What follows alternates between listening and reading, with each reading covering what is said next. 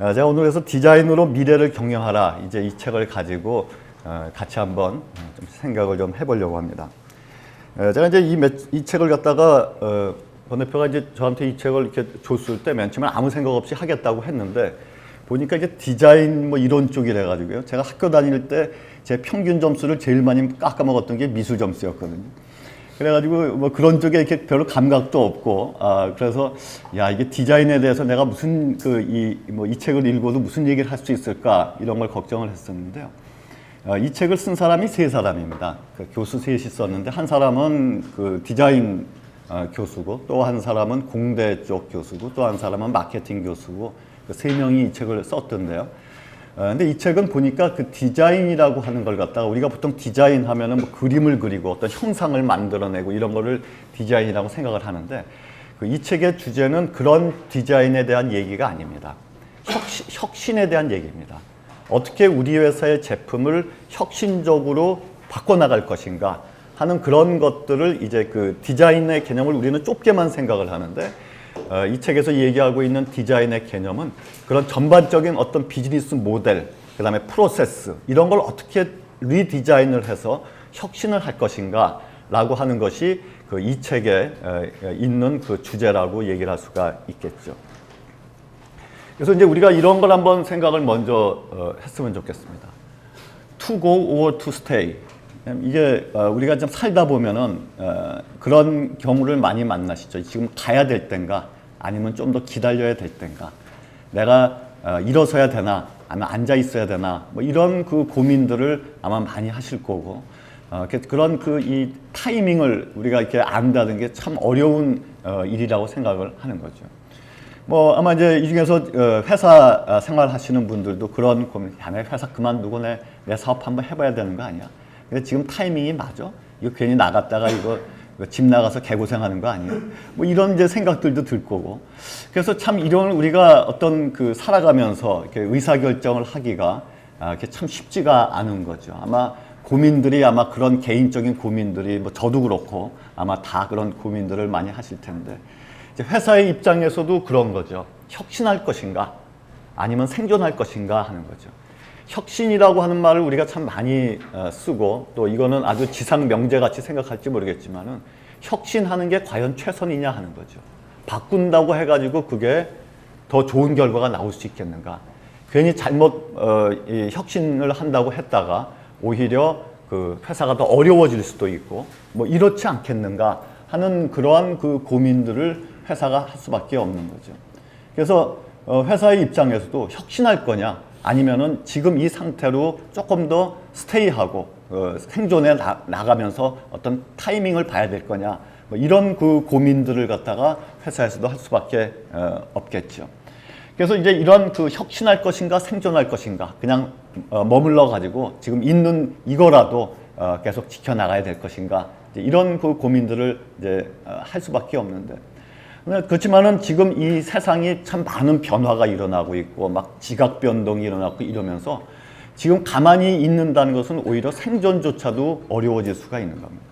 그러니까 뭔가 이런 환경 변화에 맞도록 자꾸 뭔가 비즈니스 모델을 바꿔나가고 제품을 갖다가 리디자인을 하고 이러한 혁신의 노력을 하지 않고서는 이제는 생존도 어렵게 되는 그러한 환경으로 변하게 되는 거죠. 자, 그렇다면 어떻게 혁신할 것인가? 그리고 어떻게 혁신해야지 좋은 방향으로 혁신할 수 있을 것인가? 라고 하는 것이 이 책의 주제이고 그걸 갖다가 세 가지로 요약을 한다면은 이렇게 요약을 할 수가 있겠습니다. 첫 번째는 융합입니다. 두 번째는 쉽고 단순하게 바꾸는 겁니다. 세 번째는 새로운 가치를 창출해내는 것인데요. 제가 이거에 대해서 이제 하나하나에 대해서 좀 설명을 드리도록 하겠습니다. 자, 첫 번째 융합, 컨버전스입니다. 그러니까 융합이라고 하는 것은 이렇게 섞는 거죠. 요새 이제 그 안철수 교수 때문에 그 융합이라는 단어가 이제 많이 사람들한테 좀 익숙해졌고 또 이 요새는 이제 대학들마다 융합 연구소들이 많습니다. 그래서 서로 학문 간에 다른 그래서 뭐 공대와 인문학, 뭐 디자인과 또 뭐 공대 이런 데들이 서로 융합을 하면서 새로운 연구를 해나가고 이제 그 콘텐츠들을 만들어 나가는 이러한 그 이 노력들이 많은데 그 미디어의 미래라는 책에 이런 얘기를 했어요. 미디어의 미래는 굉장히 베스트셀러가 됐던 책이죠. 이 책에서 이런 얘기를 합니다. 어떤 체계에서 전환이 일어나는 가장 평범한 원인 중에 하나는 다른 체계와의 이종 교배다라고 하는 거죠. 그러니까 어떤 우리가 우리의 틀, 우리의 이 전공, 우리 전문 분야 요 안에서는 혁신이 일어날 수가 없다는 겁니다. 우리가 잘 알지 못하는 익숙하지 않은 것들, 이런 것들과 이종 교배가 일어나고 융합이 일어날 때 거기에서 혁신적인 어떤 것이 일어날 수 있는 것이지, 기존에 여기서 묘스프리 한다고 해가지고 여기서 혁신적인 것이 일어나기는 굉장히 어렵다라고 하는 것이죠. 근데 그 혁신을 가로막는 것들이 있습니다. 예를 들면은 회사에서 보면은요, 특히 이제 대기업들, 이렇게 조직적으로 이렇게 시스템으로 움직이는 이 대기업 같은 데서는 혁신이 일어나기가 굉장히 어려운 그런 구조적인 점을 가지고 있죠. 왜냐하면은 부서들마다 자기 업무가 다 있거든요. 근데 우리 부서에서 어떤 다른 부서와의 좀 소통도 있어야 되고, 또 다른 부서와의 어떤 협력에 의해서 그래야지 새로운 어떤 이종 교배에 의해서 콘텐츠가 만들어질 수 있는데, 근데 대기업에서는 그러면 어떤 새로운 걸 하려면은 너 맡은 일이나 잘해. 괜히 남의 거 뭐 이런 거 신경 쓰지 말고 네 부서 일이나 똑똑하게 하고, 이런 식으로 부서 간의 이 벽이 굉장히 많은 거예요. 그러니까 이것이 이 뭔가 새로운 혁신적인 것이 일어날 수 있는 그런 구조가 돼 있지는 않은 거예요. 그래서 이런 이 부서 간의 벽, 그 다음에 이해관계, 이러한 것들이 우리나라 기업들의 혁신을 가로막는 그러한 요인들이 이런 게 참 많지 않은가 하는 점들이 참 많이 안타깝습니다. 그러니까 예를 들면 요새는 광고라고 하는 것도 많이 패러다임이 달라졌죠. 그러니까 광고가 옛날에는 TV, 신문 이런 쪽에, 그러니까 주로 그런 쪽으로 매체를 통해서 광고를 했는데, 요새는 SNS를 활용하는 것들도 많고요. 그다음에 온라인, 그다음에 이런 쪽의 미디어들의 중요성이 굉장히 커지고 있는데, 회사들 보면은 오프라인 일반 광고 매체 담당하는 부서, 온라인 하는 부서, 그다음에 SNS 담당하는 부서, 이게 다 다릅니다. 그러다 보니까 서로 협력이라든지 뭔가 그런 걸 통해서 좀 입체적인 이 마케팅이나 광고 이런 디자인이 돼야 되는데, 그러한 것들이 이루어지기가 참 어려운 그런 구조가 되고 있는 것이죠. 그래서 이런 부서 간의 벽과 이해관계가 우리 기업들의 혁신을 가로막는 요인들이 되고요. 또 두 번째는 좁은 시야입니다. 우리가 전문가다라고 하는 것을 갖다가 지금까지 전문가라고 한다면은 내 분야에 대해서 남들보다도 아주 전문적인 지식을 가지고 정통한 이런 걸 갖다가 전문가라고 우리가 보통 생각을 했었는데, 몇 년 전에 토요타에서 T자형 전문가라는 얘기를 한 적이 있죠. T자가 이렇게 쓰는데, 그러니까 이 수직 막대기는 내 분야에 대한 깊이감이죠. 근데 이 수평 막대기는 뭐냐면은 내 분야가 아니라, 내 전문 분야가 아니라 다른 분야에 대한 이해입니다. 그러니까 다른 분야를 갖다가 내가 전혀 모르는 분야들을 그걸 이해하고 그래야지 그것이 진정한 전문가지, 내 요 좁은 시야에서 내 전공 분야, 내 전문 분야 이것만 이렇게 들여다보는 것이 이제는 그런 전문가가 필요한 시대가 아니다라고 하는 것이죠. 그래서 저는 이제 우리나라 교육도 그런 게 문제가 있다고 생각합니다. 문과, 이과 이런 구분이 있는다는 것이 굉장히 그런 창의적이고 뭔가 사회 발전을 갖다가 저해하는 그런 것이 될 수도 있다고 생각하는데, 그래서 우리 사업 분야 이런 것만 생각하지 마시고요. 최소 일주일에 한 두 번이나 하여튼 뭐 시간을 정하셔가지고 전혀 다른 업종에 있는 사람들과 식사를 좀 하십시오. 그리고 만나시고요. 그 업종에서는 어떠한 이 일들이 있는가 이런 경험도 좀 얘기를 들으시고요.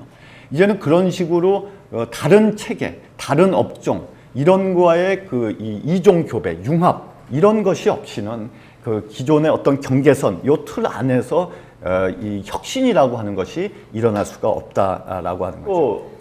두 번째, 혁신과 발명은 다릅니다. 발명이라는 건 어떤 겁니까? 발명 어떤 거에서 찾아내는. 그렇죠. 이 세상에 존재하지 않았던 걸 갖다가 만들어내는 거죠.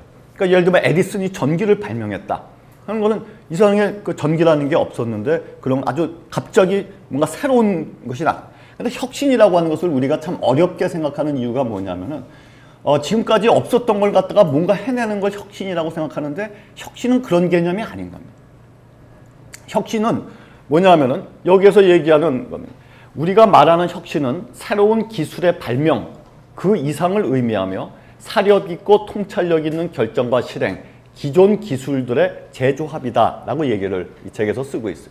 여기서 재조합이라고 하는 용어가 중요한 겁니다. 그러니까 혁신이라고 하는 것은 기존에 존재하고 있었는데 전혀 엉뚱하게 연결될 것 같지 않았던 걸 연결시키는 것이 조합을 만들어내는 것이 혁신이라는 얘기를 하고 있는 거죠. 그러니까 우리가 혁신을 자꾸 어렵게 생각하고 부담스럽게 생각하는 이유가 뭐냐면은 지금까지 없었던 걸 뭔가 만들어내야 된다 이런 것이 혁신이 아니고 기존에 있었던 걸 어떻게 리오거나이즈 하느냐. 그래서 그런 것들을 갖다가 우리가 그 혁신이다라고 얘기할 수가 있는 것이죠.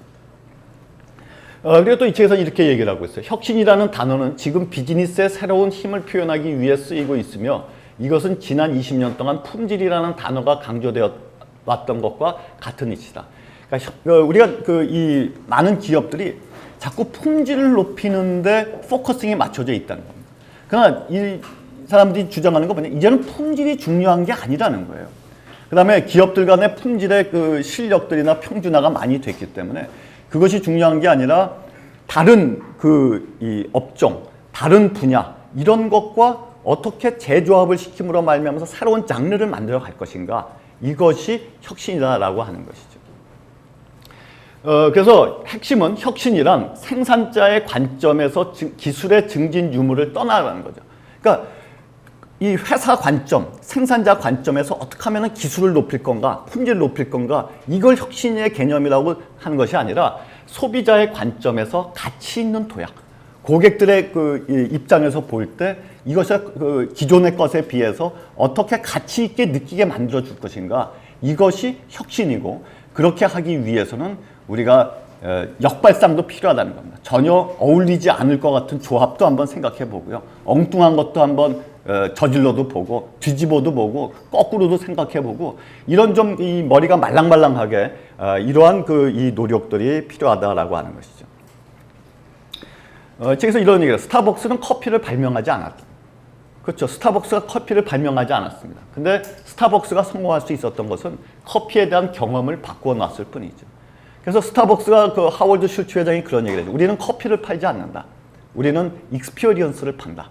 그래서 스타벅스 익스피리언스라고 하는 그 용어가 굉장히 유명하게 됐는데 그 기존에 존재하던 것, 이 커피와 그 다음에 문화, 어떤 라이프 스타일 이런 거의 조합을 통해서 경험을 만들어냈던 것이 스타벅스가 성공할 수 있었던 비결이 되었던 거예요. 그러니까 우리가 혁신에 대해서 너무 어렵게 생각하고 이렇게 생각할 필요가 없다는 겁니다. 또 크라이슬러는 PT 크루저를 발명하지 않았다.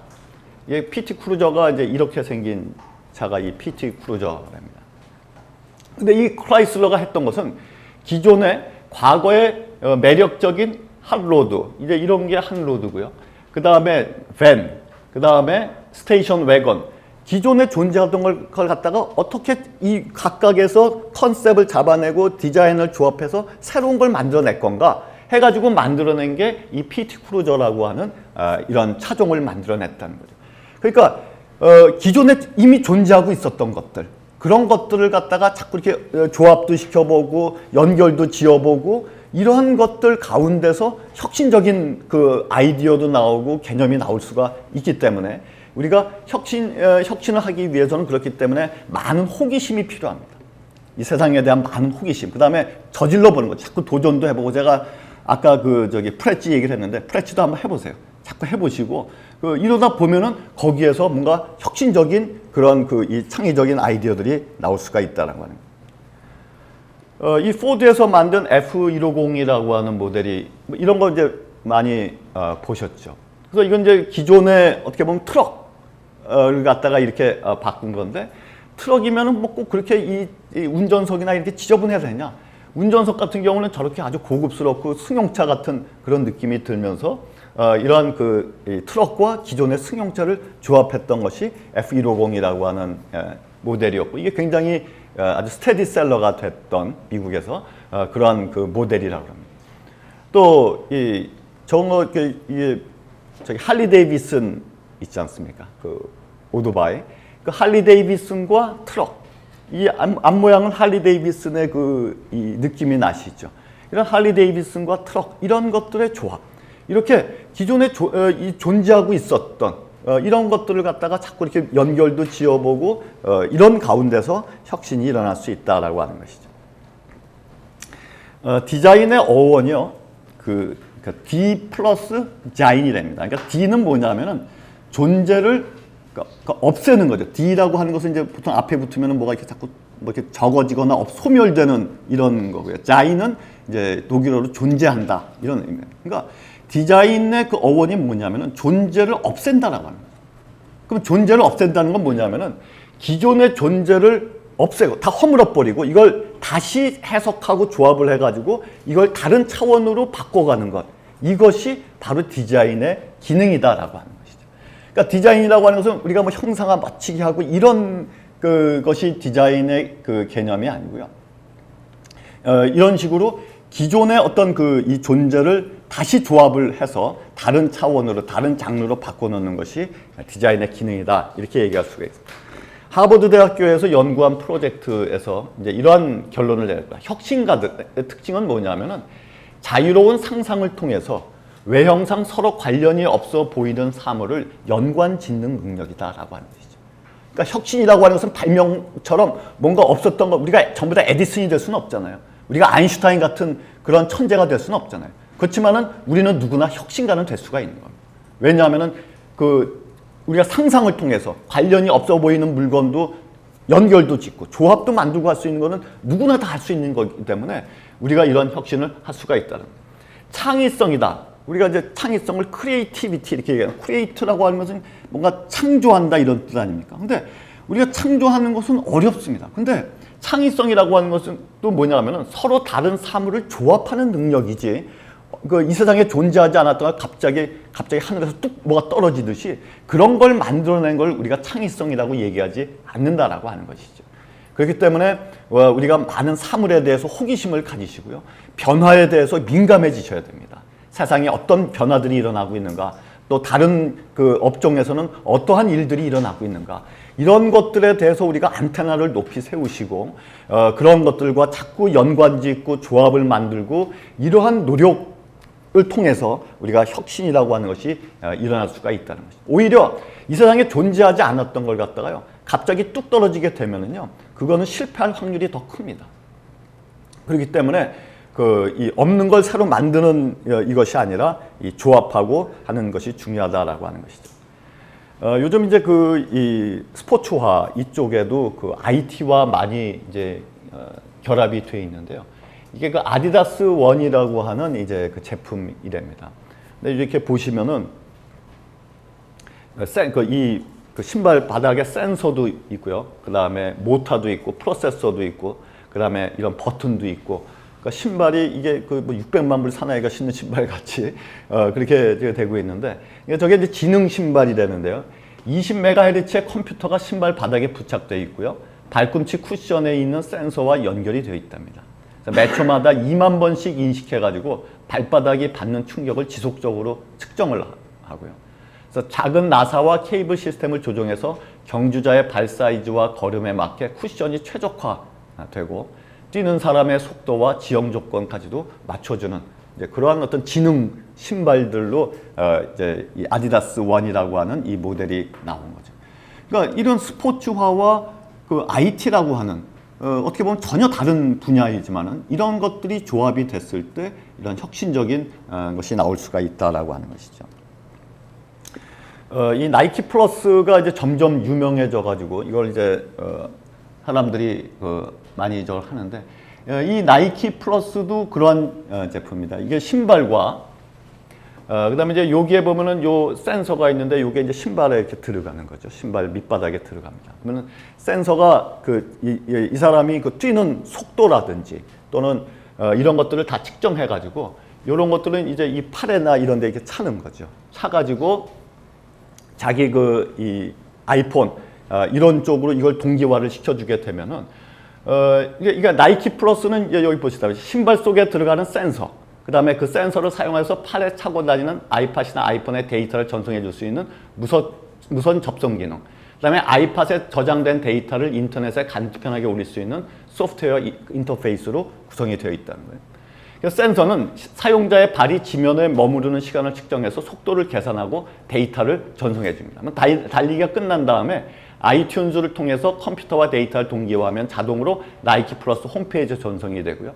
그럼 사용자는 이 사이트에서 그래프까지 곁들여서 그동안 달리기 기록을 모두 확인해요. 내가 오늘 얼마나 뛰었는지, 그 다음에 요새 GPS가 다 있으니까 내가 어떤 구간으로 해서 그 지도에 다 표시가 돼서 했는지, 그 다음에 영국에 살고 있는 내 친구가 있다 그러면은 오늘 뛰기 시합하자.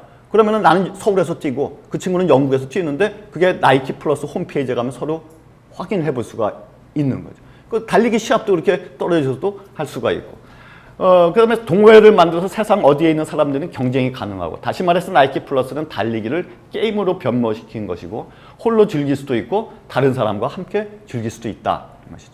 그래서 이 나이키 플러스가 올해 그 깐느 광고제에서도 상도 받았던데요. 예, 이게 이제 이 나이키 플러스라고 하는 이 제품이, 근데 이게 이제 스포츠와도 이제 IT라든지 이런 것들과 이제 융합이 자꾸만 일어나고 이러한 변화들이 일어나는 거죠. 이건 이제 나이키에서 이런 10km 달리기 마라톤을 갖다가 전 세계 그 도시들에서 동시에 했었던 그런 것들이에요. 이거는 이제 이 책에 있는 그 사례인데, 그 바디 미디어라고 하는 그 회사에서 만든 제품입니다. 요 제품인데요. 이렇게 이제 팔에, 그러니까 어떤 고혈압이라든지 또는 이제 그런 것들을 갖다 측정하는 센스웨어라고 하는 이런 암밴드입니다. 그러면 이제 이 센스웨어가 이 사람의 그러한 그 혈압이라든지 이런 걸 계속 측정을 해가지고 저렇게 그 모니터에 저 사람의 상태를 계속 보여주게 되는 거죠. 그래서 주치의가 보고 있다가 이 사람 지금 문제가 생겼다. 그러면 앰뷸런스 보내가지고 빨리 저걸 한다든지, 또 그 사람한테 어떤 메시지를 당신 이런 거 좀 조심해야 되겠다, 이런 메시지를 보내준다든지, 이제 이러한 그 제품인 거죠. 그래서 이것이 어떻게 보면 이제 패션성으로 이렇게 차고 다닐 수도 있는 그러한 그 사례로 소개가 되어 있고요. 이거는 이제 경쟁의 미래라고 하는 책에서 나오는 사례인데, 그 메드트로닉이라고 하는 이것도 이제 미국의 그 의료 기기 회사는 어떤 회사는 그 인공 심장 박동기를 만드는 회사입니다. 그래서 이제 인공 심장 박동기를 갖다가 환자의 몸 속에 이게 들어가 있는 거죠. 그러면 여기서 이제 계속 신호를 보내줍니다. 이 사람의 이 심장이 제대로 박동하고 있는지 아닌지. 그러면은 이렇게 주치의라든지 의료 전문가, 진단 클리닉, 원격제 담당 의사, 응급치료기관 이런 데들이 환자를 전부 다 계속 모니터링하면서 환자한테 그 토탈 서비스를 제공하는 이러한 조합인 거죠. 그래서 이제 이 메드트로닉 이 회사가 그 심장 질환을 겪는 환자에게 평생토록 기능하는 그 솔루션을 제공하고자 노력했다는 거죠. 그래서 이 회사가 가상의 병원 방문, 버추얼 오피스 비짓이라고 하는 시스템을 개발을 한 겁니다. 그래서 이 시스템을 통해서 의사들은 인터넷을 통해서 환자의 몸속에 장착된 심장 기구를 체크할 수가 있고요. 그 메드트로닉 케어링크 모니터를 이용해서 환자는 자신의 심장에 있는 기구 위에 안테나를 설치해서 심장의 상태에 대한 정보를 수집할 수가 있는 거죠. 그래서 안테나를 통해서 수집한 데이터는 모니터에 다운로드되고 일반 전화선을 통해서 메드트로닉 케어링크 네트워크로 전송이 됩니다. 보안이 설정된 전용 웹사이트를 통해서 담당 의사들은 환자의 데이터를 리뷰할 수 있고 환자들은 자신의 상태를 체크할 수가 있는 거죠. 가족이나 치료 관련 담당자들에게 접속권을 부여할 수도 있고요. 이런 식으로 이렇게 이 조합, 여러 가지의 조합을 만들어 가면서 고객한테 더 좋은 가치를 제공하는 이러한 그 혁신의 사례라고 얘기할 수가 있는 거죠. 그래서 이제 이러한 것을 보면은 우리가 이러한 얘기를 할 수 있습니다. 상품에 대한 정의가 변화하고 있다는 거. 우리가 보통 상품 하면은 어떻게 생각하시냐면은 대부분이 공장에서 만들어지는 것을 상품이라고 생각하는 거죠. 그런데 실제적인 그러한 공장에서 만들어지는 상품도 있지만은 디지털 상품도 이제는 존재하는 겁니다.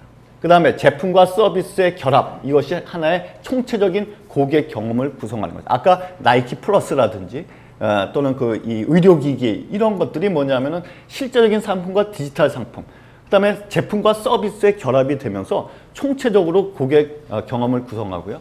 상품을 형성하는 고객의 능력은 구매 이전에 더 큰 상호작용이 이루어짐을 의미한다. 그 상품은 커뮤니티와도 연결이 될 수도 있다는 얘기를 하고 있는데, 바로 이제는 우리가 상품이라고 하는 것을 너무 하드웨어 중심적으로, 그래서 품질, 기술 이런 것을 생각할 것이 아니라 우리가 이런 실제적인 상품 이외에 또 다른 그 카테고리의 상품이 존재한다는 걸 이해하신다면은 우리가 혁신할 수 있는 그런 방법들은 얼마든지 많이 우리가 생각해 볼 수 있다는 거죠. 애플 회사가 대단한 그 성공을 이끌었는데, 그 애플이 성공할 수 있었던 비결도 하드웨어 잘 만든 데 있지 않습니다. 뭐 아이팟이나 아이폰이나 디자인이 뭐 멋있으면 얼마나 멋있겠습니까? 거기에 이 애플의 성공 요인이 있었던 게 아니고요. 애플은 그 아이튠즈 이런 걸 통해서 음반사나 영화사, 방송국, 신문사, 출판사, 온라인 컨텐츠 또 일반인까지 전부 다 이러한 그 조합 이런 것들을 통해서 컨텐츠의 생태계를 만들어 놨던 것이 아이팟이나 아이폰이나 아이패드가 그 이렇게 성공할 수 있었던 비결이 될 수 있었다는 거죠. 그렇기 때문에 우리가 이 혁신이라고 하는 개념을 그런 관점에서, 그러니까 조합, 엉뚱한 것들과의 조합, 전혀 관계없는 것 같았던 그런 것들과의 조합을 이루어질 필요가 있다라고 하는 겁니다. 요즘 그 미국에서 잘 나가는 회사들이 어디 있습니까? 애플 말고요. 페이스북 또요. 구글, 트위터 이런 데들이 잘 나가는데, 그런 데들이 보면은 굉장히 뭐 이 세상에 지금까지 없었던 걸 새로 만들어낸 회사들이 아니잖아요. 기존에 있었던 걸 갖다가 어떻게 소비자들한테 새로운 가치를 부여함으로 말미암아서 성공했던 그런 회사들입니다. 그래서 오히려 전혀 없었던 것들, 이런 것들은 오히려 실패할 확률이 더 크다라고 하는 거죠. 그 디지털 시장의 지배라는 책에서 이런 얘기를 하고 있는데, 디지털 경제는 새로운 종류의 비즈니스 모델을 가능하게 한다는 겁니다. 그러니까 지금까지는 할 수 없었던 그런 것들이 기술적인 변화나 인프라가 구축되어 있기 때문에 새로운 종류의 비즈니스 모델이 가능하고, 그래서 새로운 종류의 비즈니스 관계를 요구한다는 얘기를 하고 있죠. 그래서 관계들로부터 나온 가치를 이해하시고 이러한 관계들을 효과적으로 관리하기 위한 제대로 된 기능과 지식을 소유하는 것이 앞으로 성공하는 데 있어서는 매우 중요한 요인이 될 수 있다는 겁니다. 그래서 이제는 제휴와 네트워킹이 굉장히 중요합니다. 협업 이런 것들이 중요하고요. 오픈 이노베이션이 중요한 거죠. 그래서 이제는 나 혼자의 힘 가지고 어떤 이 비즈니스를 해나가는 게 아니라 다른 사람들과 같이 협업을 하고 소통을 하고 함께 뭔가를 만들어 나가는 이런 식으로 비즈니스 모델을 가야 된다라고 하는 거죠. 그것이 혁신하기 위해서는 재조합, 연관 짓는 것, 이것이 앞으로는 성공의 관건이 될 수가 있다라고 하는 겁니다. 그래서 우리 개인도 마찬가지고요. 뭐 이 중에 사업하시는 분도 많이 있으실 텐데, 사업하는 것도 마찬가지고 또 회사 일반 그 회사에서 하는 것도 마찬가지인데, 이제는 이러한 그 이 제휴와 네트워킹을 통해서 자꾸 연관지시고 조합을 만들어 나가는 것, 이것이 혁신에 있어서 성공할 수 있는 그 첫 번째 비결이라고 하는 거죠. 그래서 이런 걸 하기 위해서는 이러한 그 조합을 만들고 혁신하기 위해서는 그 변화 트렌드를 갖다가 읽으실 필요가 있다. 이 변화에 대해서는 정말 끊임없이 추적하셔야 됩니다. 요즘같이 이 변화의 속도가 빠르고 뭐 휙휙 변하는 이 시대에 있어서는 이것이 굉장히 중요한데요. 그래서 이제 이 책에서 이런 얘기를 하고 있습니다. 혁신은 우연한 기회가 아닌 훈련된 활동에서 나온 결과라는 거죠. 그러니까 혁신이라는 게 우리가 갑자기 이런 강의를 듣고 무슨 이런 책을 읽어가지고 야, 나 이제 혁신해서 이렇게 나올 수 있는 것이 아니라는 거죠. 자꾸 훈련하고 내공을 쌓고 이래 그 결과로 나오는 것이지, 이게 뭐 어느 날 갑자기 무슨 이렇게 영감을 얻어가지고 이런 것이 아니기 때문에 우리가 끊임없이 자기를 갖다 업그레이드 시키고 변화를 갖다 트렌드를 읽고 이런 노력을 게을려서는 안 된다는 겁니다. 니얼 피츠제럴드라고 하는 CEO가 이런 얘기를 했어요. 여러분은 세계에서 가장 우수한 서퍼가 될 수 있습니다. 하지만 여러분이 고요한 바다에서 서핑보드에 앉아있기만 한다면 멀리까지 나아가지 못할 것입니다. 자꾸 호기심을 가지시고 도전해 보시고 자꾸 부딪혀 보시고 엉뚱한 것들과 조합도 만들어 보시고 내가 안 만났던 그런 사람들하고도 자꾸 한번 만나 보시고 그러한 자기를 깨뜨리고 내 고정관념이나 틀을 허물어 버리려고 하는 그러한 우리 개인적인 혁신의 노력이 없이는 이런 기업의 사업의 혁신이 일어날 수가 없다라고 하는 것이죠. 그래서 이제 우리가 이 변화를 읽어야 될 세 개의 그 축은 겁니다. 사회적인 변화, 그 다음에 경제적인 변화, 기술적인 변화, 이걸 갖다가 읽을 필요가 있다는 거예요. 지금 우리 사회에서는 지금 일어나는 변화들이 어떤 걸 갖다 좀 요약한다면 어떤 게 있을 수 있나요? 우리 사회적인 변화는 어떤 게 있으세요? 개인 가구가 많아요. 예, 개인 가구, 1인 가구가 점점 많아진다. 예, 좋습니다. 또요. 고령화. 그렇죠. 인구 구조가 지금 우리나라 인구 구조 심각합니다. 세상에서 지금 세계에서 가장 빠른 속도로 늙어가는 나라가 대한민국인데 우리가 어떤 준비 없이 이렇게 빠른 속도로 고령화가 됐을 때 이게 사회적으로 이 인구의 구조는 사회 구조에 직접적인 영향을 미치기 때문에 그런 것들이 있을 수 있는 거죠. 반면에 이 고령화라고 하는 것이 비즈니스에 있어서는 또 하나의 찬스가 될 수도 있는 거죠. 그러니까 그런 이 사회적인 또 문화적인 이 트렌드 이런 거에 대해서 우리가 관심을 가지시고 자꾸 그 변화를 읽으시려는 노력하고 또 경제적인 변화는 어떤 게 있습니까? 주기가 짧아지고 있다. 예. 그렇죠. 요즘 경제가 우리나라 경제가 굉장히 진짜 안 좋죠. 막 이렇게 양극화도 심하고 일본이 그 90년대 초반만 하더라도 소니나 도요타 같은 회사들이 아주 전성기를 누렸고 세계 최고의 기업들이었는데 그 기업들이 어렵게 되면서 일본이 잃어버린 20년을 맞이한 한 10년 정도 어려우면 살아나겠거니 했는데 지금 20년이 넘도록 일본이 그 침체에서 벗어나지 못하고 있는데 우리나라도 지금 삼성이나 현대가 전성기를 누리고 있으면서 우리나라 경제가 이마마 지금 지탱이 되고 있는데 만약에 그 어려워진다면 우리나라 경제도 일본의 전철을 밟을 수 있다. 이런 연구 자료들도 굉장히 많이 나오고요.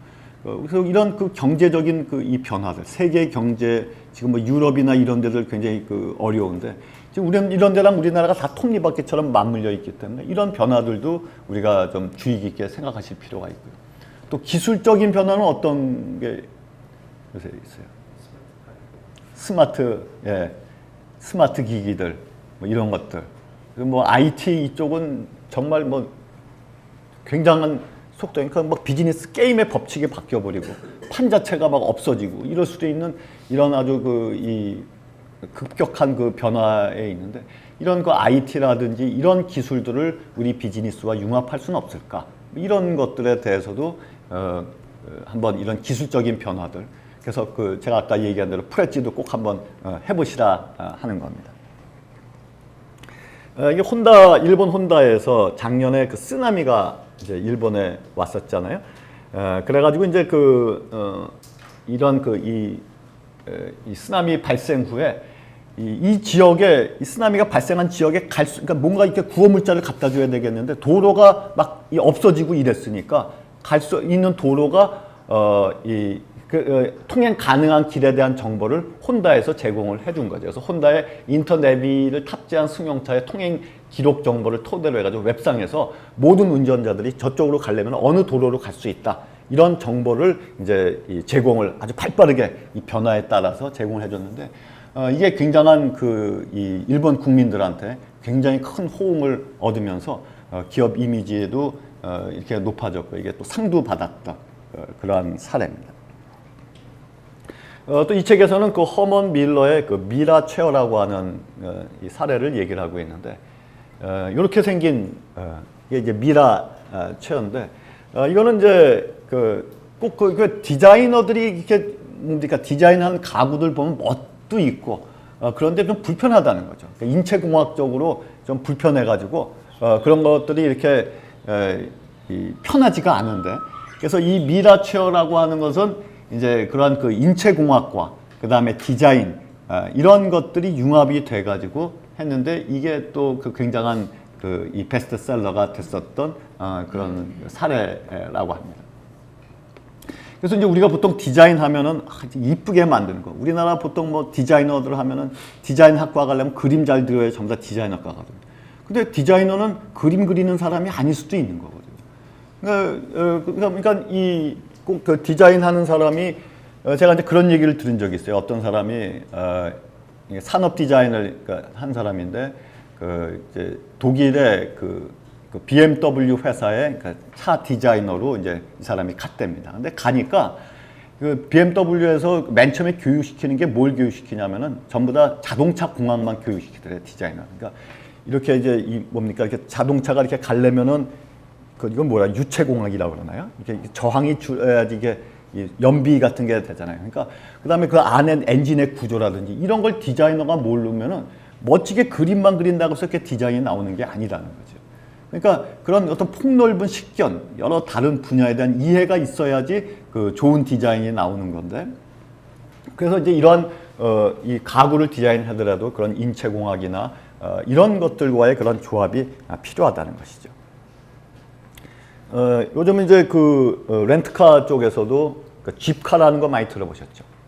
그러니까 이거는 이제 자동차를 갖다 빌리는데, 내가 그래서 강남역에 지금 있는데 저쪽 예를 들면 내가 분당을 가야 되겠다.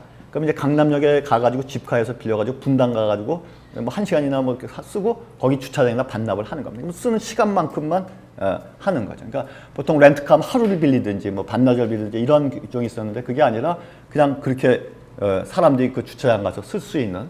그래서 이 집카가 지금 이제 우리나라에서도 지금 이 집카가 좀 들어오고 있죠. 미국의 그 카네기 멜론 대학으로 디즈니나 픽사 또 마이크로소프트 등의 기업들이 몰려가고 있다. 이 대학의 명성을 얻고 있는 분야 중 하나는 바로 CT, 컬처 테크놀로지다라고 하는 거예요. 그러니까 컬처 테크놀로지라는 건 뭐냐면 문화와 IT가 막 융합이 돼요. 그러니까 전혀 다른 것들이요. 그래서 그 중심에는 과학기술계와 문화예술계 연구자가 한 팀이 돼서 게임, 애니메이션, 음악, 출판 같은 문화 콘텐츠를 생산해내는 엔터테인먼트 기술센터, 즉 ETC, 엔터테인먼트 테크놀로지 센터가 있다. 1998년 설립된 독특한 형태의 교육연구기관이다. 그래서 기업은 자신의 아이디어로 만들어낼 수 없는 창의적인 결과물을 이 센터에 요구한다. 이 중에서 의뢰 기업에 엄청난 부를 안겨준 대박 성과물이 적지 않았다. 이렇게 이제 다른 분야들이 자꾸 이제 융합돼서 연구가 일어나고 있고, 그런 가운데서 이런 혁신적인 컨텐츠가 만들어질 수 있다는 겁니다. 그래서 제가 이제 첫 번째 말씀드린 것은 그 이종 교배를 하셔라. 전혀 다른 분야 엉뚱한 것들과 자꾸만 연관도 지어보시고 그런 노력을 하시고, 그러기 위해서는 이 변화 트렌드를 놓치셔서는 안 된다는 얘기를 제가 첫 번째 드렸고요. 그다음에 두 번째는 혁신에 성공할 수 있는 두 번째는 뭐냐면 쉽고 단순하게 해야 된다. 이 스콧 앤슨이라고 하는 경영 컨설턴트가 이런 얘기를 했어요. 판을 바꾸는 트렌드 판별권. 예를 들어서 어느 회사가 어떤 신제품을 냈는데, 우리가 이게 혁신적인 제품이라고 신제품을 냈는데 이게 성공할 수 있을까? 아니면 성공하지 못할까? 자기는 세 가지 그 관점에서 그걸 갖다가 판단하는 기준을 세 가지로 생각한다는 얘기인 거예요. 그래서 판을 바꾼다는 것은 정말 비즈니스 이 판도를 지각 변동을 일으킬 만한 그런 이 영향력을 줄 수 있는 혁신성을 가졌느냐 안 가졌느냐 하는 걸 세 가지 자기는 기준을 하는데, 첫 번째가 뭐냐면은 이미 사람들이 하고자 했던 걸 더 쉽고 단순하게 해주는가 하는 것이죠. 그러니까 이 사람들이 얘기하는 게 이미 있었던 거, 그러니까 갑자기 뭔가 뚝 떨어진 것들은 오히려 실패할 확률이 더 크다는 거예요. 이미 있었던 걸 갖다가 그걸 쉽고 단순하게 바꿔주는 것이 성공할 수 있는 첫 번째 요인이라는 얘기를 하고 있는 거죠. 그래서 제가 아까 애플 얘기했지만 아이팟이 맨 처음에 나왔을 때 그 우리나라 그 아이리버 그처럼 그런 MP3는 이미 존재하고 있었죠.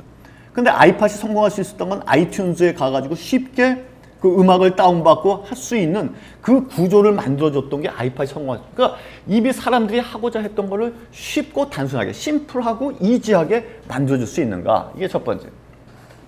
네, 두 번째, 최상이 아니라 최적의 성능을 추구하는가? 보통 최상이라고 하는 것은 품질 베스트. 이것만 자꾸 기업들이 거기에 이 하드웨어 관점에서 못 벗어난다는 거예요. 그 품질 베스트가 아니라 최적, 고객이 만족할 수 있느냐라고 하는 것이죠. 그것은 품질이라고 하는 것은 이 하드웨어적인 그 어떤 기계적인 품질을 얘기하는 게 아니라 고객이 만족할 수 있는가. 그것이 더 중요한 포인트다는 얘기를 하고 있는 거예요. 그래서 그것이 두 번째 자기가 판별하는 기준이라는 거예요. 세 번째, 새롭고 독특한 비즈니스 모델을 동반하고 있는가. 그래서 이 새롭고 독특한 비즈니스 모델이라는 것은 고객들한테 새로운 가치를 제안할 수 있는 그런 모델이 필요하다는 거죠. 그러니까 아까 나이키 플러스 같은 경우가 그런 거 아닙니까? 그걸 갖다 사람들이 모바일 앱이나 또는 거기 그 홈페이지나 이런 데서 사람들하고 경쟁도 할 수 있게 만들고, 런던에 있는 사람과 달리기 시합도 할 수 있게 만들고, 이러한 새롭고 독특한 비즈니스 모델이 동반되느냐 안 되느냐 하는 것이 이 혁신이 성공할 수 있느냐 못하느냐를 판별하는 자기는 이렇게 세 가지 기준을 가지고 생각을 한다는 겁니다. 그래서 저는 이 말이 굉장히 공감이 가가지고 제가 한번 여러분들한테 소개를 해드리는 겁니다. 제가 얘기했지만 아이팟, 이 아이팟이 성공할 수 있었던 것은 바로 이 아이튠즈라고 하는 그러한 이 콘텐츠 생태계를 만들어 놨던 것이 아이팟이 성공할 수가 있었다. 또 이 책에서 이제 얘기하고 있는 그 월풀의 그 게러지 웍스라고 하는 모델인데요. 보통 이제 미국 그 집들 보면은 그 뭡니까 이 차고 이런 것들이 이렇게 있잖아요. 지저분하게 막 공구 같은 게 막 이렇게 있는데 이제 이 글래디에이터 게러지 웍스가 이 월풀에서 이렇게 이제 그러니까 게러지를 아주 이게 타겟으로 해가지고 이러한 그 가구들을 만들어서 수납도 이렇게 할 수 있게 만들고 이런 것들이 이제 이 게러지 웍스였는데 이게 그 월풀에서 굉장히 성공한 그 혁신 사례로 이 책에서 언급을 하고 있는데요. 그러니까 이렇게 우리 주위에 혁신할 수 있는 것들은 굉장히 다 널려 있는 겁니다. 그걸 갖다가 기존의 사람들이 그 한 것도 어떻게 쉽고 단순하게 바꿔줄 수 있을까? 여기에 혁신에 성공할 수 있는 비결이 거기에 있다라고 하는 것입니다. 오늘 이 잭 웰치라고 하는 사람 잘 아시죠? 잭 웰치가 그 제너럴 일렉트릭의 그 CEO로 80년대 초반에 이 사람이 GE의 이제 CEO로 가가지고 이 GE를 갖다가 완전히 이렇게 바꿔놔 버렸던 그런 그 CEO라서 뭐 굉장히 이렇게 우리가 많이 이렇게 알고 있는 그 CEO인데요. 이 사람이 이제 잭 웰치를 움직인 세계의 원이라는 책에서 이런 얘기를 합니다. 1980년대 초에 대기업병에 빠진 제너럴 일렉트릭을 구하기 위해 노심초사하던 잭 웰치는 어느 날 식사를 하던 중 문득 회사를 살릴 아이디어가 떠올랐다. 그는 급한 김에 테이블 위에 있던 냅킨에 방금 떠오른 아이디어를 적었다. 정확히 말하면 동그라미 3개를 그렸다. 그리고 복잡하고 다기화된 GE의 각 사업 영역을 3개의 범주에 나누어서 각각의 원안에 써넣었다. 그러자 신기하게도 그가 그토록 고심하던 회사의 개혁 방향이 단순하고 명료한 모습으로 드러났다.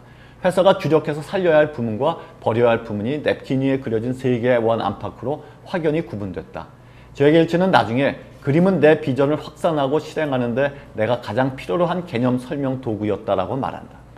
그러니까 GE에 보니까 이 사업이 굉장히 많았다는 겁니다. 이걸 어떻게 심플하게 정리할 것인가.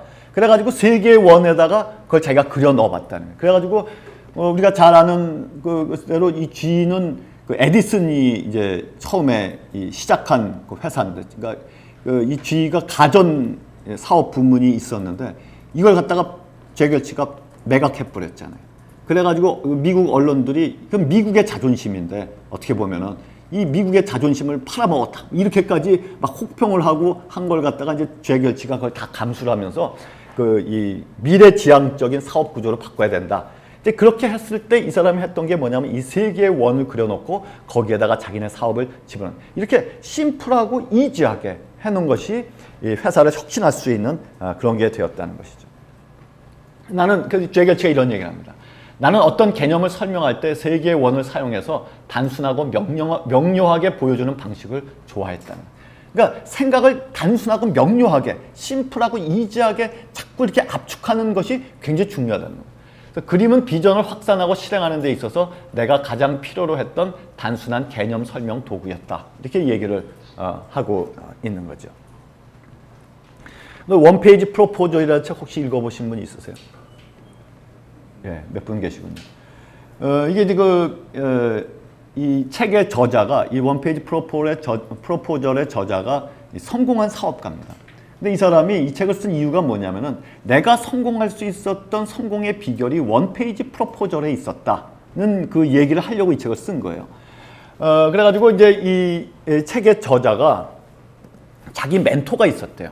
근데 그 멘토 역시 굉장히 그 사업에 성공한 그런 사람이었는데 하루는 이제 멘토가 저녁 식사에 이 사람을 초대를 했답니다. 그래가지고 이제 그 멘토의 요트에 가가지고 저녁을 먹고 그다음에 이제 얘기를 하면서 이 멘토가 이 사람한테 얘기를 해줬대요. 당신이 사업에서 성공할 수 있는 그 요령을 내가 알려주겠다. 내 비결을 당신한테 전수해주겠다. 그래서 그게 뭐냐면은 모든 기획서를 한 페이지로 전부 다 요약하라 하는 얘기였다는 거죠. 그러니까 여러분 아마 뭐 회사에서 이렇게 이 기획서라든지 무슨 제안서 뭐 이런 걸 많이 써보셨으니까 아마 아실 텐데 이게 여러 장 쓰는 건 쉽습니다. 한 페이지로 이걸 압축하는 건요 보통 내공이 없으면 이거 쉽지 않습니다. 그러니까 이 사람이 얘기하고 있는 것은 한 페이지로 원 페이지로 줄이라는 거예요. 그걸 압축할 그렇게 단순화시킬 수 있는 능력이 사업에 성공할 수 있는 능력이라는 거예요. 그래서 원 페이지 프로포절은 나의 성공 비결 중 하나요. 당신에게도 매우 귀중한 성공 비결이 될 수 있어. 거래 여부를 판단하는 결정을 내리는 자리에 있는 사람치고 한쪽 이상의 분량을 읽을 만큼 시간이 있는 사람은 매우 드문 법이요. 문화와 언어가 달라도 그 사실은 변함이 없어. 이 얘기를 멘토가 이 저자한테 이 얘기를 해줬다는 거죠. 그래서 이제 이 사람이 이제 이렇게 원 페이지 프로포저를 하면서 이 사람이 성공할 수 있었다 이런 얘기를 쓰고 있는데요. 그 기획서를 원 페이지 프로포절 분량으로 쓰는 것은 목표를 명확하게 해주고요. 또 그것에 집중하게 해주며 함정을 찾아내고 판단력을 높여줄 뿐만 아니라 아이디어를 완벽하게 해준다. 사업의 모든 면에서 이 같은 공정을 이용하면 많은 이익을 얻을 수 있다. 이 책에서 이렇게 얘기를 하고 있습니다. 그래서 가장 쉬운 결정의 법칙이라는 것을 보면은 사람들은 여러 가지 결정을 내려야 할 경우 가장 쉬운 결정부터 먼저 내린다는 것이다. 그래서 이 혁신이라고 하는 것은 기존에 있었던 것, 이런 것들을 재조합해서 이거를 심플 앤 이지, 쉽고 단순하게 이걸 압축하고 만들 수 있는 이것이 바로 혁신의 비결이다라고 하는. 아까 얘기한 페이스북 마찬가지입니다. 페이스북이 지금 뭐 기업 가치가 대단한데 우리나라에 싸이월드도 있었잖아요. 미국의 그 뭡니까? 마이스페이스입니까? 그런 것들 이미 그런 사이트들이 이미 다 존재하고 있었잖아요. 근데 페이스북이 그 기존에 있었던 것보다 성공할 수 있었던 비결은 기존에 보다 훨씬 심플하고 이지하게 그렇게 해줬던 거. 트위터도 그런 거 있었죠. 문자 메시지 얼마든지 있었는데 그런 게 우리 카톡 쓰는데 얼마나 쉽습니까? 그냥 아주 직관적으로 다 이 사용법을 알 수가 있죠. 이런 심플 앤 이지 이것이 혁신에 성공할 수 있는 그런 비결이 된다라고. 세 번째 마지막으로 이게 뭐냐면 새로운 가치를 창출해야 된다는 거죠. 혁신에 성공하기 위해서 제가 첫 번째는 융합하셔라, 그러니까 재조합하셔라는 얘기를 했고요. 두 번째는 심플 앤 이지, 쉽고 단순하게 압축을 하셔라. 세 번째는 고객한테 새로운 가치를 만들어서 제안을 하셔야 된다. 체험 경제라는 용어를 많이 쓰죠. 익스피리언스 이코노미라는 용어를 쓰는데 우리가 그 스타벅스 이 회사가 아까도 이제 그 얘기를 했지만 스타벅스는 커피를 팔지 않는다. 우리는 익스피리언스를 판다. 그래서 고객들한테 커피와 관련된 새로운 경험 이런 것들을 갖다 그런 가치를 만들어줘요. 이 총각내 야채 가게 아세요? 총각내 야채 가게 많이 들어보셨죠? 이 총각내 야채 가게를 갖다가 이제 맨 처음에 만든 사람이 그 이영석 사장이라고 하는 젊은 총각이 이 총각내 야채 가게를 시작을 했는데 굉장한 성공을 거뒀습니다. 1호점이 어디다 만들었는지 아세요? 예, 대치동구 음마아파트 상가에다가 만들었는데 아주 이게 막 문 열자마자 아주 대단한 성공. 근데 이영석 사장이 제가 스토리를 이렇게 보니까 이 사람이 그 무슨 전문대에서 레크레이션 학과를 졸업을 했다며. 그래서 이 사람이 이제 레크레이션 강사 이런 쪽을 하던 사람인데, 이 사람이 이제 그 졸업을 하고 맨 처음에 취직한 회사가 이벤트 회사에 취직을 했대요. 그래서 이벤트 회사에서 이제 자기가 지금 레크레이션 이런 쪽에 이제 그 전문가니까 이제 그런 걸 하다가 이게 내 사업을 해볼 게 뭐가 없을까 이런 생각이 들었답니다. 그래가지고 이제 회사를 그만두고 사업을 구상하기 위해서 한강 고수부지로 나갔답니다. 항상 한강 고수부지에 가가지고 이제 이렇게 보다 보니까 또 저쪽에 어떤 오징어 파는 아저씨가 있는데 이 아저씨가 열심히 팔 생각은 안 하고 그냥 가만히 앉아가지고 파리만 쫓고 있더래요. 그래가지고 이제 가가지고 아씨 저한테 오징어 2만 원어치만 좀 주세요. 왜 그러냐 그랬더니 제가 이거 가지고 한번 팔아보려고 그러는데 그래가지고 2만 원어치를 사가지고 가서 팔아서 4만 원을 팔았대. 또 4만 원 가져가서 아시죠? 4만 원치 주세요. 4만 원 가져가서 8만 원만. 또 8만 원 해가지고 16만 원만. 이거 재밌네. 이게 나랑 이게 적성이 맞네. 그래가지고 이 사람이 맨 처음에 그 트럭을 한 대를 빌려가지고 과일 행상을 시작했답니다. 그래서 이제 아파트에 이렇게 돌아다니면서 자기가 이제 그걸 판 거죠. 근데 이 사람은 이제 그 레크레이션 쪽에 이제 전문가고 남들하고 이 인터랙션 하는 데는 아주 이 탤런트가 있으니까 바나나를 이제 갖고 다니면서 파는데 경동시장 가가지고 원숭이를 한 마리 샀답니다. 그래가지고 원숭이를 데리고 이제 다닌 거예요. 그 트럭에다 싣고. 그랬더니 이제 아파트에 갔더니 이제 동네 꼬마들이 엄마 나도 저거 가서 볼래? 나도 저거 사줘. 이러면서 막 몰려오더라는 거예요. 그러니까 이영석 씨는 굉장히 그런 사람을 즐겁게 하고 또 이 비즈니스다 이런 거 하는데 그런 쪽에 그냥 탤런트가 있어. 그래서 거기에서 이제 그 시드머니를 만들어 가지고 대치동에다가 이제 그 1호점을 냈는데 이게 막 대박이 나버리게 된 거예요. 그래서 LG에서 이 총각내 야채 가게 하고 이 직원 연수하는 거 그것도 했었잖아요. 그래서 이게 막 프랜차이즈도 많아지고요. 근데 이 총원 야채 가게를 보면은 너무너무 재밌습니다. 그러니까 에브리데이 여기서 쇼가 벌어집니다. 그러니까 이 싱싱한 야채나 과일을 파는 데는 많잖아요. 우리가 이마트 가도 살 수 있고요. 농협 가도 살 수 있고 그런 데는 많거든요. 근데 여기는 단순히 과일이나 야채를 파는 게 아니라 어떤 젊음의 에너지, 재미와 감성 이런 것들을 갖다가 판단했던 이것이 고객들을 갖다가 몰려오게 만들었던 그런 익스피리언스를 제공해줬던 이런 그 경험, 체험 이런 것들이 굉장히 이제는 앞으로 사람들이 가치를 느끼는 포인트가 되고 있다는 거죠. 3초 삼겹살이라고 혹시 아세요?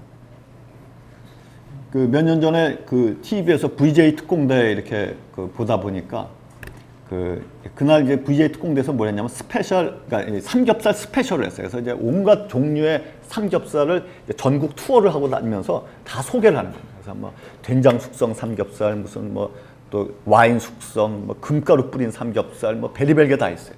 근데 마지막에 하이라이트가 뭐냐면 3초 삼겹살이라는 게 있는데, 저게 뭔가 봤더니요. 강원도 횡성에 가면 이 숯 굽는 마을이 있는데 이제 이 숯 이제 며칠 동안 집어넣었다가 이제 꺼내는 날 이 숯가마 온도가 몇 천도가 된답니다.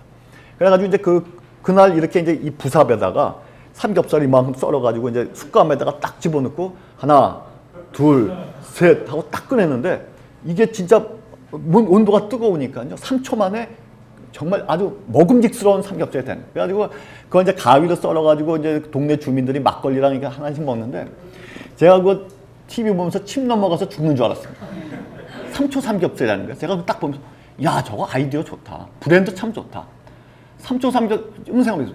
이 마을에서 숯 팔아가지고 돈 얼마 벌겠습니까? 하드웨어 경제 논리로 따지면은요 돈 얼마? 근데 3초 삼겹살이라고 하는 그런 스토리, 어떤 문화적인 요소 이런 걸 관광 상품으로도 만들고 이런다면은 이 농촌이 벌 수 있는 수익은 훨씬 더 클 수가 있다는 거예요. 이것이 익스피리언스를 하는 거죠. 저는 우리나라 농촌이 르네상스를 맞이할 수 있다고 봅니다. 그리고 그 방법은 하드웨어 경제 논리에서 바꾸는 거예요. 그래서 이런 이 어떤 체험 이런 것들이 앞으로는 고객들이 굉장히 가치를 느끼는 포인트가 되기 때문에 우리 상품에다가 아까 제가 얘기한 실제적인 상품, 공장에서 만드는 상품뿐만이 아니라 또 다른 상품이 존재한다는 얘기를 했잖아요. 그런 상품, 이 경험 이런 것들을 융합해요. 스타벅스가 얘기한 건 우리의 상품은 커피가 아니라는 거예요. 저희 카페라떼나 카푸치노가 아니라는 거예요. 우리의 상품은 그게 아니라 익스피리언스라는 얘기를 슐츠 회장이 하는 거죠. 이것이 상품이라고 하는 걸 하드웨어 관점으로 보느냐 아니면 더 넓은 관점으로 보느냐는 차이가 여기서 많아요. 그러니까 혁신이라고 하는 것은 상품의 품질을 높이고 기술을 높이는 이것이 아니라 이런 또 하나의 상품, 이런 익스피리언스 이것을 만드는 데서 이제는 고객들이 가치를 느낀다라고 하는 거죠. 또 환상경제라는 용어를 씁니다. 그러니까 고객들한테 환상을 주는 거죠. 이 환상을 통해서 그러니까 이것이 이제 디자인, 우리가 얘기하는 그 디자인의 중요성입니다. 여러분 이 디터 람스라는 사람 아세요? 들어보셨어요? 이 사람이 이제 누구냐 하면은 그러니까 애플의 그 조너선 아이브라는 디자이너 아시죠? 그 사람이 그 맥북 에어 그다음에 아이폰 이거를 갖다 디자인을 전부 다 이끈 그 지금 그 애플의 그 디자인 그 부사장인데 이 사람이 가장 존경하는 디자이너로 뽑은 사람이 이 디터 람스라고 하는 사람.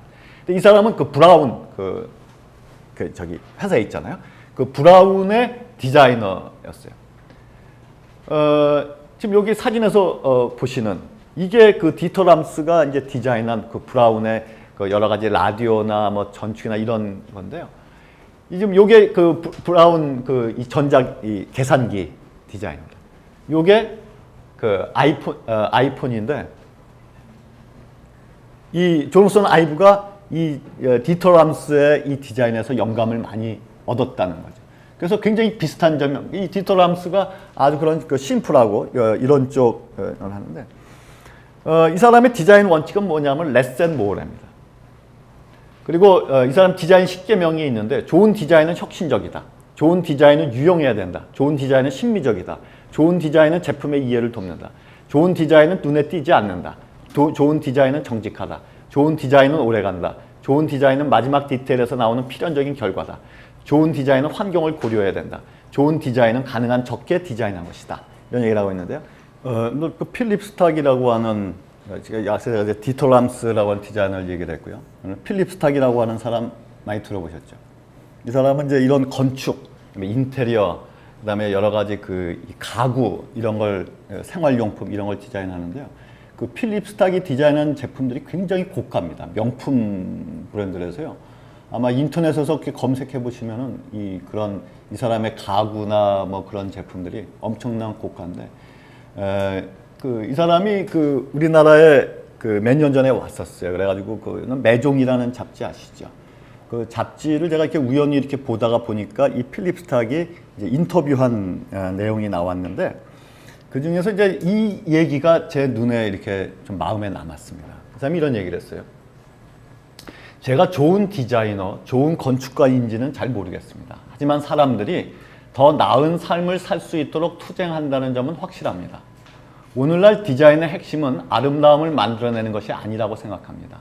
아름다움은 상대적이기에 중요한 건 사람들에게 도움이 되는, 다시 말해서 인생을 좀 더 낫게, 편하게, 지혜롭게 해주는 것이죠. 그것이 디자인의 역할입니다. 이런 얘기를 했어요. 이게 무슨 말입니까? 우리가 보통 디자이너 하면은 우리의 그 고정관념은 뭐냐면 디자이너는 일단 그림 잘 그려야지. 뭔가 멋지게 신미안이 있어가지고 멋지게 형상화하는 이런 사람들이 디자이너. 이게 우리가 생각하는 그 개념인데 이 사람은 필립 스탁이 얘기하는 건 자기는 디자이너지만은 디자이너를 그림 잘 그리거나 형상화하는 사람이라고 생각하지 않는, 정의를 그렇게 생각하지 않는다는. 왜냐하면 나는 멋있다고 했는데 고객이 만약에 마음에 안 든다고 하면 그거는 아름다운 게 아니라는 거죠. 그래서 이 사람이 하고 있는 얘기는 자기는 디자이너지만은 자기가 하는 일은 내 고객의 인생을 조금 더 나이스하게 만들어줄 수 없을까? 저 사람이 삶을 좀 편하게 만들어줄 수는 없을까? 근데 저 사람을 좀 더 지혜롭게 만들 수는 없을까? 자기는 그거를 위해서 끊임없이 연구하고 치열하게 투쟁한다는 얘기를 이 필립 스탁이 하고 있는 거예요. 이것이 하류 디자이너와 인류 디자이너의 차이입니다. 그림 잘 그리는 사람들은요, 하청받아가지고 그림 한 장당 얼마 받고 그려주는 그 정도밖에 가치를 만들어내지 못하는데요. 필립 스탁은 단순히 내가 그림 그리는 사람이 아니야. 이런 그 디자이너로서의 정의를 갖고 있었던 이 필립 스탁은요, 굉장한 가치를 만들어내는 그런 이 세계적인 그런 인류 디자이너가 될 수 있었던 것이죠. 이것이 바로 우리가 바로 생각하셔야 될 우리 고객들한테 우리가 어떤 가치를 만들어줄 수 있을까? 어떤 가치를 만들어서 고객들에게 제안을 할 수 있을까? 그래서 고객들을 조금 더 나이스하게 만들어주고 더 편하게 만들어주고 더 지혜롭게 만들어줄 수 있는 그게 뭘까? 그거에 대해서 끊임없이 연구하는 그런 혁신가가 우리가 돼야 된다라고 하는 것이죠. 그것이 바로 우리가 혁신가가 곧 디자이너의 개념이 될 수가 있다라고 하는 겁니다.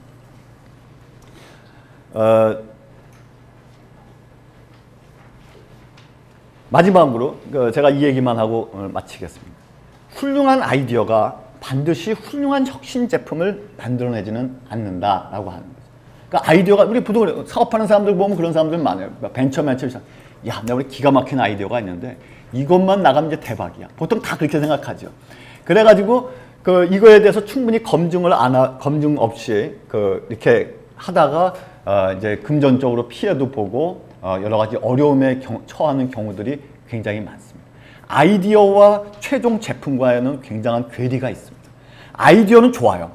아이디어의 시작은 우리가 여러 가지 기회도 발견할 수 있고 그런데 통해 가지고 얼마든지 우리가 그런 아이디어 그것은 혁신적인 걸 낼 수 있지만은 여기에 제품까지 가기 위해서는 우리가 많은 고객들한테 검증도 거치셔야 되고 또 다른 어떤 전문가들이나 컨설턴트의 의견도 들으셔야 되고 내가 내 이 주관적인 생각에 빠지지 않고 객관적으로 입증하는 그러한 검증 절차가 반드시 필요하다는 얘기를 또 이 책에서도 강조를 하고 있는 것이죠. 그래서 제가 이제 오늘 이제 말씀드릴 내용들을 이제 요약을 해보자면은 그렇습니다. 자, 이제는 새로운 르네상스가 시작이 됐다. 기존의 이제 산업사회가 저물고 지식정보 사회로 가면서 이제는 기존의 어떤 비즈니스 모델, 제품 이런 것들이 이노베이션 되지 않고서 그 자리에 머물러 있다가는 이제는 다 땅속에 이 지각 변동에 견뎌내지 못하게 될 것이라는 것이죠. 그래서 이제는 새로운 르네상스가 시작이 됐는데 혁신을 위해서는 혁신에 성공하기 위해서는 세 가지 조건을 꼭 염두에 두시라는 얘기를 했습니다. 첫 번째가 다른 업종, 다른 분야와의 융합을 꼭 꾀하셔라. 그래서 재조합, 혁신이라고 하는 것은 새로운 걸 발명하는 것이 아니라 재조합하고 연관짓는 능력이다는 얘기를 제가 첫 번째 드렸고요. 두 번째, 쉽고 단순하게 심플 앤 이지, 기존에 있었던 걸 재조합을 하는데 그걸 쉽고 단순하게 압축을 시켜셔라. 그것이 혁신에 성공할 수 있는 두 번째 비결이고 세 번째는 새로운 고객들한테 새로운 가치를 만들어서 제안을 해주셔라. 그러기 위해서는 상품을 공장 안 시야로 보지 마시고 하드웨어로서의 상품만 생각하지 마시고 또 다른 상품이 존재한다. 그것이 경험, 익스피리언스나 환상이다는 얘기를 제가 드렸고요.